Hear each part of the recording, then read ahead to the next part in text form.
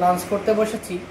আর আজকের লাঞ্চের মেনুতে টুম্পা বানিয়েছে কমলি শাক ভাজা পেঁয়াজ দিয়ে, আর করেছে ডিমের ঝোল, শুকা শুকা ডিমের ঝোল, অনেকে ডিমের কষাও বলতে পারে।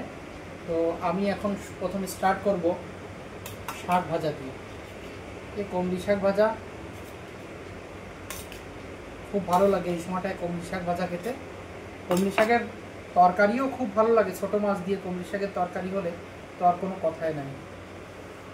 আমাদের এখন ঘেরে, পশ্চিমবাংলাতে আমাদের এখন ঘেরে অনেক কমলি হয়েছে, ঘেরের পাড় দিয়ে জলে ভেসে ভেসে বেড়াচ্ছে। ওটা খেতে অনেক ভালো লাগে, পুঁটি মাছ দিয়ে হোক, মোরলা মাছ দিয়ে রান্না করলে খুব ভালো লাগে। এখানে এগুলো ক্ষেতের সবজি হচ্ছে।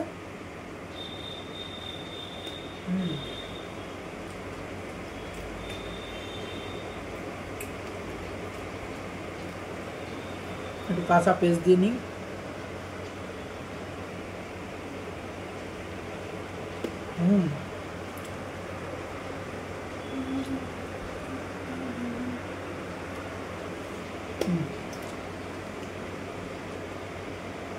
দুজন মানুষ 5টা ডিম রান্না করেছে। আর কালকে আবার সোমবার, তো সোমবারে আমরা নিরামিষ খাবার খাই, শনি সোম, তো আজকে খেয়ে ফিনিশ করতে হবে। এদিকে তো শ্রাবণ মাসে একদমই নিরামিষ ভুজি হয়ে যায়, কারণ শ্রাবণ এরা খুব পালে, আমাদের যেমন বৈশাখ মাস, এদের তেমনি শ্রাবণ মাস।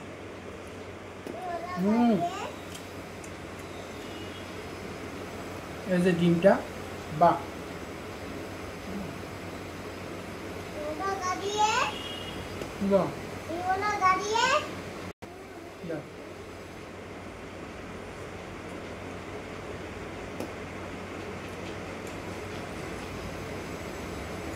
রান্না দুটোটাই দারুণ হয়েছে,